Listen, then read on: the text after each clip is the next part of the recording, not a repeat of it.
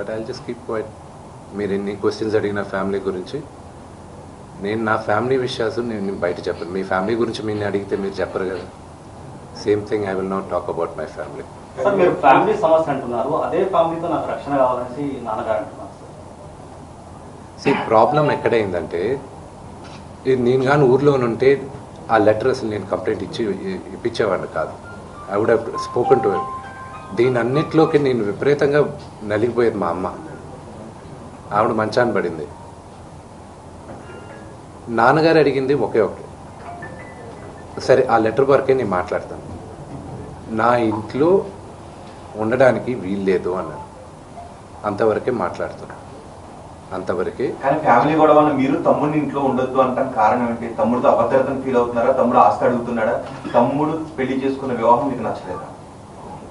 Again మీరు అడిగింది ఏదైనా సరే నా ఫ్యామిలీ ఇష్యూస్ని మాట్లాడు. నేను లెటర్ పెట్టిన దాని గురించే మాట్లాడతాను. ఇవన్నీ మీరు ఏమన్నా ఊహించుకోవచ్చు. కానీ సుమాన పెళ్లి చేసుకున్నాడు, బిడ్డను కన్నాడు. అది శుభకార్యం, అది మంచిది.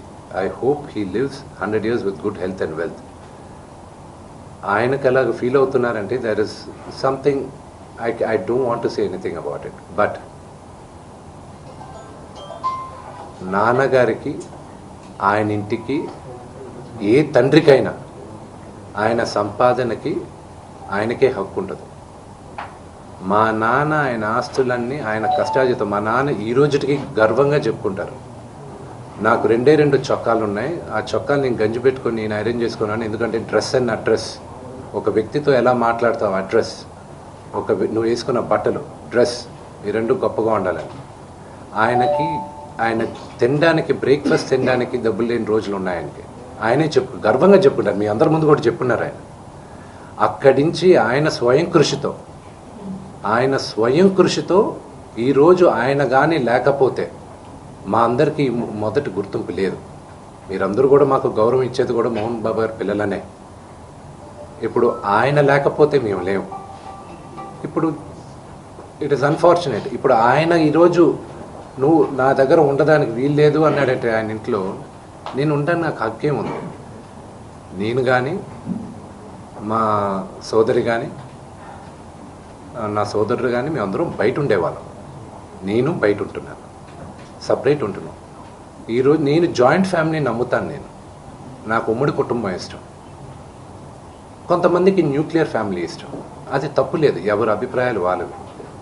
ఇప్పుడు నాన్నగారికి పలానా వ్యక్తి ఇంట్లో ఉండడం ఇష్టం లేదు, నా ఇల్లు ఇది వద్దు అన్నప్పుడు ఆ మాటకి గౌరవం ఇవ్వాలి, తండ్రికి గౌరవం ఇవ్వాలి. లీగల్గా ఎన్ని రైట్స్ ఉన్నా లేకపోయినా నేను నమ్మేది 4: మాతా, పిత, గురువు, దైవం. ఈ 4 కానీ మనం మర్చిపోయామంటే మనకి జంతువులకి డిఫరెన్స్ లేదు. తల్లిదండ్రులని రెస్పెక్ట్ చేయని వాళ్ళు ఏ రోజు దేవుడు కరెక్ట్గా చూడండి. మనోజ్ మోహన్ బాబు గారిని రెస్పెక్ట్ చేయట్లేదా? తల్లిదండ్రులను రెస్పెక్ట్ చేయట్లేదా? Action speak louder than words అండి. మన ప్రవర్తనను మనం వచ్చే మాటలు. ఇంట్లో ఉండొద్దు అండు. Correct your self. చరిత్రలో చాలా ఉంది. మన రామాయణం స్టార్ట్ అయిందే అక్కడ. So correct your self. ప్రతి ఇళ్లలోనూ ఉంది, లేదని మాత్రం చెప్పకండి. అది నేను 100 ఉన్న రామాయణంలో దశరథుడి ఇంట్లో జరిగింది కాబట్టి ఈరోజు చరిత్ర చెప్పుకుంటుంది. మోహన్ బాబు ఇంట్లో జరిగింది కాబట్టి ఇప్పుడు అందరూ కూడా చూడాల్సి వస్తూ ఉంది. సో అందుకు ఎందుకు అందరి ఇంట్లోనే ఉండదని అడుగుతున్నారు. దశరథుడు కాబట్టి ఈ రోజు కూడా మీరు దశరథుడు గురించి చెప్పారు. 2వ ఫ్యామిలీలో కుటుంబ తగాదాలు ఉన్నాయి. మోహన్ బాబు కాబట్టి ఇప్పుడు మోహన్ బాబు కుటుంబం కాబట్టి మాట్లాడుకోవాల్సి వస్తుంది. అది మాట్లాడుకోవాలి. ఎంత ఆదరించున్నారు మీ అన్ఫార్చునేట్ గా ఏంటంటే ఐ రెస్పెక్ట్ దట్. అన్ఫార్చునేట్ గా ఏంటంటే మీడియాని నేను తప్పు పట్టట్లేదండి. మీడియాని మొత్తం 100% నేను తప్పు పట్టట్లేదు. Please, I never said that. కొంతమంది వరకే మాట్లాడుతున్నాను. అండ్ ఈవెన్ మీకు తెలుసు, హద్దు మీరుతున్న వాళ్ళు కొంతమంది ఉన్నారు, వాళ్ళ గురించే మాట్లాడుతున్నాను. Yes, we are public figures. Fortunately దేవుడు ఇచ్చిన వరం అది.